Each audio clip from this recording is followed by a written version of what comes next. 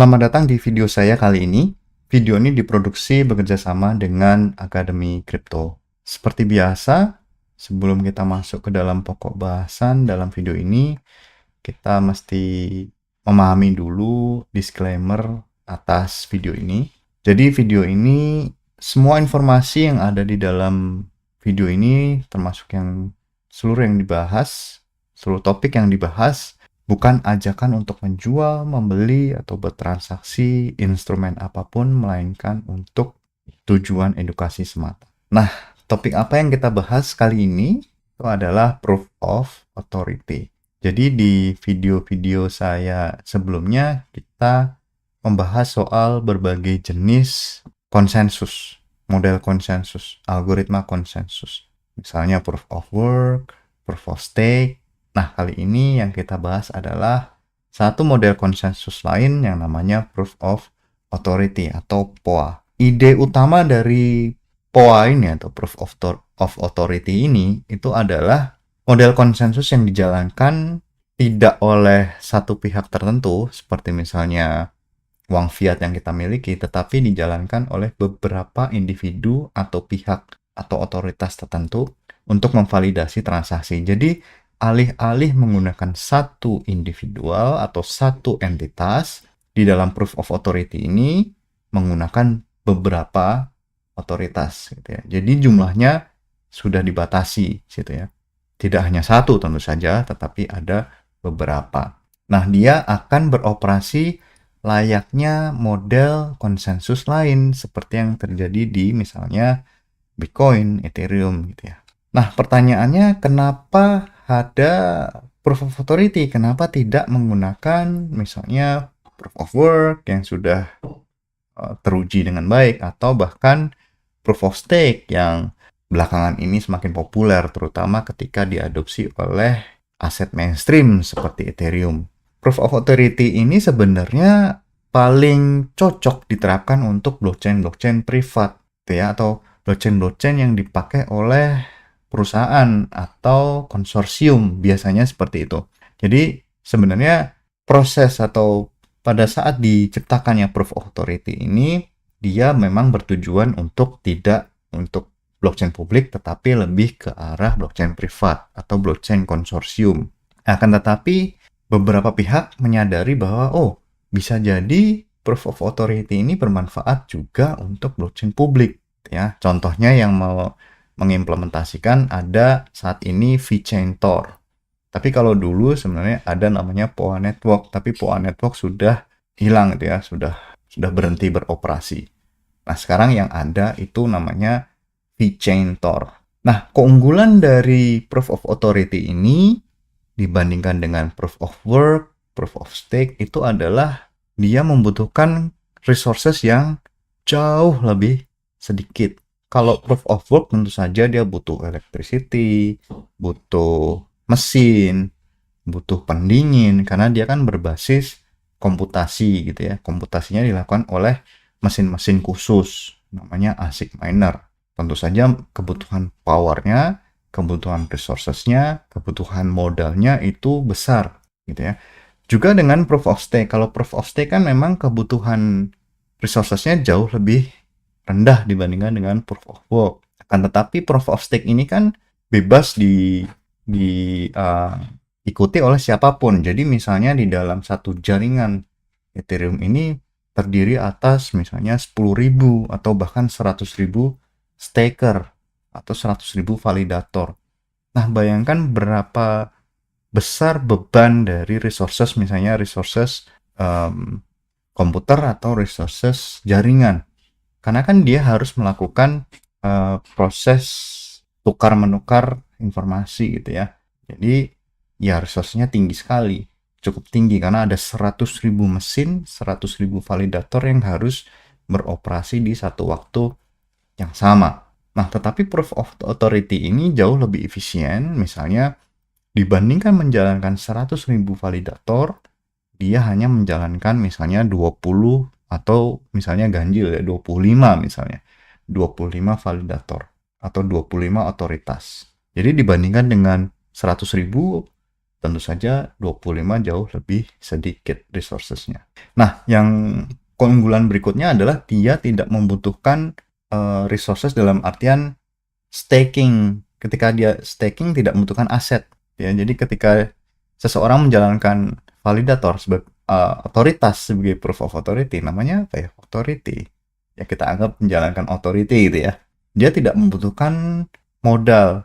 Umumnya seperti itu. Tapi nanti akan kita lihat kalau di public blockchain seperti vChaintor nanti seperti apa. Tapi kalau di proof of authority yang asli, misalnya yang terjadi, yang diimplementasikan di blockchain private, itu dia tidak membutuhkan stake, tidak membutuhkan modal. Jadi ya begitu saja. Asal dia dipilih oleh konsorsium, ya bersama-sama dipilih, misalnya 25 orang dipilih dari masing-masing perusahaan misalnya. Nah, itu bisa langsung menjadi otoritas. Akan tetapi akan kita lihat nanti studi kasus di vChaintor seperti apa. Nah, ini dia. Bagaimana cara menjadi seorang authority? Yang pertama jadi individual atau enterprise. Individual sudah bawaan lahir ya. Atau jadi perusahaan. Jadi perwakilan perusahaan atau perusahaan ini memang bertujuan untuk menjadi authority untuk nanti mengambil profit dari usaha authority-nya di dalam jaringan proof of authority, misalnya dari vChaintor tadi. Nah, yang harus dilakukan adalah dia harus mengekspos identitas private-nya. Nah, ini bertujuan untuk divalidasi. Biasanya yang ada satu entitas khusus untuk memvalidasi gitu ya. Misalnya nama, tanggal lahir, kemudian kartu identitas, kemudian tempat tinggal, itu harus divalidasi semuanya dengan teliti gitu ya. Tidak hanya berdasarkan paper saja, submit paper, atau tidak hanya sekedar submit video misalnya seperti itu, tapi juga biasanya didatangin lokasinya, kemudian diwawancara seperti itu. Kemudian audit yang tadi ya, melakukan setelah diekspos kemudian harus diaudit oleh pihak tertentu, tentu saja yang misalnya kalau vChaintor ya si vChaintor ini menunjuk satu pihak untuk melakukan audit terhadap calon-calon authority tadi.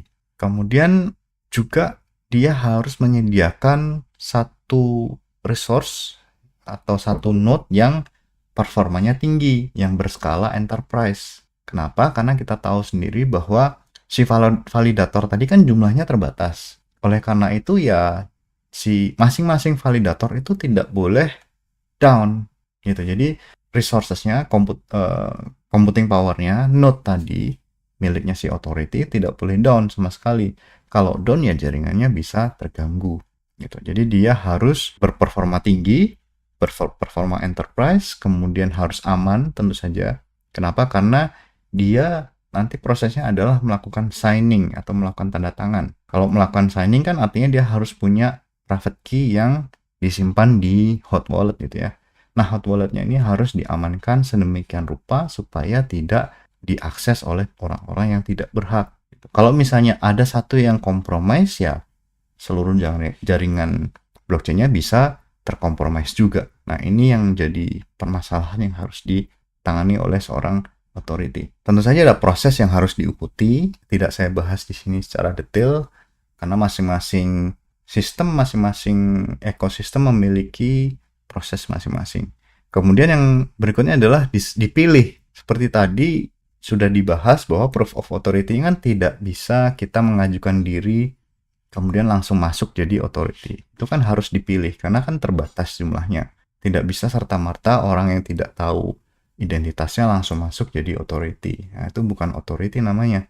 Kemudian kalau yang ada di vChaintor itu masing-masing authority harus bersedia menyediakan aset minimal 25 juta Fed. Nah, ini biasanya tidak dipakai buat staking, tetapi dipakai sebagai jaminan bahwa si authority ini bertindak dengan jujur, bertindak sesuai dengan otoritasnya, tidak menyimpang dari ketentuan. Biasanya seperti itu. Jadi, si 25 juta Fed tadi, atau setara dengan 750.000 US dollar, itu tidak dipakai untuk staking, tetapi untuk sebagai jaminan bahwa, oh, si otoritas ini adalah serius. Modalnya besar, makanya dia harus melakukan tugasnya dengan sungguh-sungguh. Biasanya seperti itu tujuannya. Caranya, bagaimana cara kerja dari proof of authority tadi? Jadi misalnya ada, ini kan kalau di gambar ada 1, 2, 3, 4, 5, 6, 7. Ada 7 otoritas gitu ya. Nah, biasanya ada satu mekanisme untuk memilih otoritas tertentu. Biasanya dengan metode round robin atau bergantian ya. Di antara 7 ini mana duluan? Setelah misalnya A, B, C, D, E, F, G. Misalnya dari A dulu. Nah, A ini melakukan penandatanganan terhadap sebuah blok. Kemudian blok ini jadi valid karena sudah ditandatangani. Kemudian dimasukkan ke dalam sebuah, disambungkan ke dalam blockchain. Dimasukkan ke dalam blockchain. Nah, setelah A, kemudian B. Setelah B, kemudian C, D, E, F, G. Gitu. Jadi, bergantian. Nah, yang permasalahan tadi kan kalau misalnya ada otoritas yang jaringannya mati. Nah, itu bermasalah. Biasanya diloncat atau misalnya kena penalti atau misalnya nanti di cycle berikutnya dia tidak dipilih gitu ya. Itu bisa. Jadi ada banyak metode yang bisa dilakukan atau metode yang bisa dipakai untuk merecover si authority tadi. Jadi biasanya ada seperti fallback methodnya, fallback function atau fallback algorithm untuk menangani authority yang node-nya mati atau node-nya bermasalah atau terkompromise. Biasanya seperti itu. Nah, biasanya satu blok ini dia akan dianggap sudah terkonfirmasi atau dianggap sah kalau dia sudah mendapatkan beberapa konfirmasi. Artinya sudah ada blok di atasnya yang ditandatangan oleh authority lainnya. Itu artinya kan sudah divalidasi oleh lebih dari satu authority.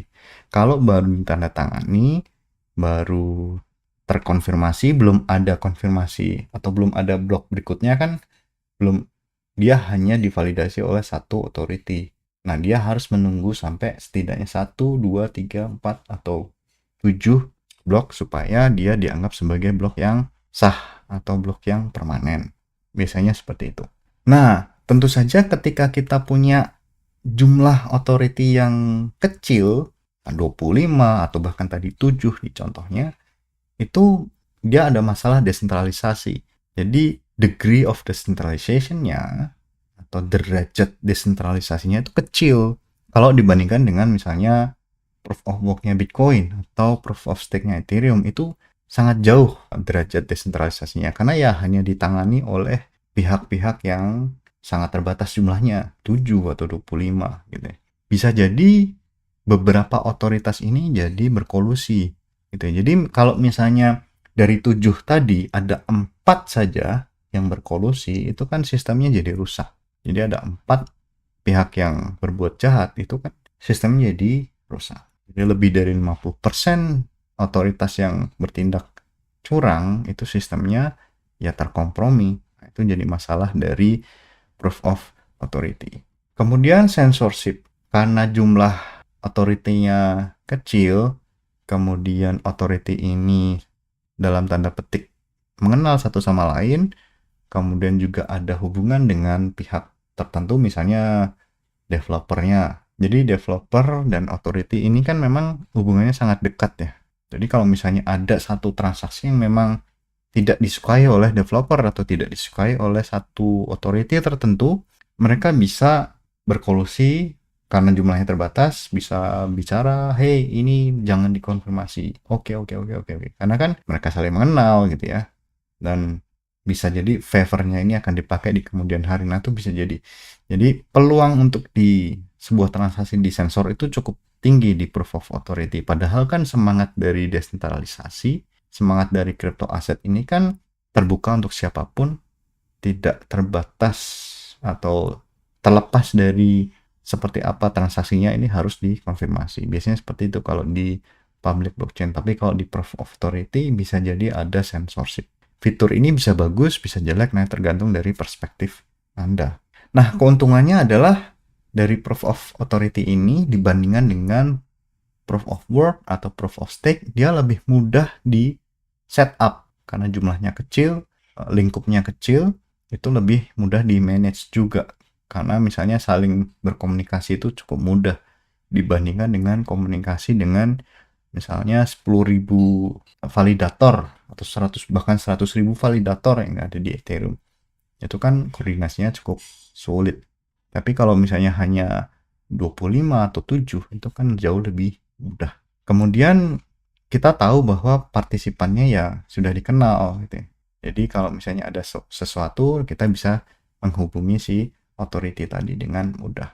Kemudian overheadnya komunikasi di antara peer atau di antara node tadi juga jauh lebih kecil. Ini dari sisi teknikalnya. Demikian video saya kali ini. Mudah-mudahan apa yang sudah didiskusikan meskipun singkat bisa bermanfaat bagi kita semua. Terima kasih. Sampai jumpa di video saya berikutnya.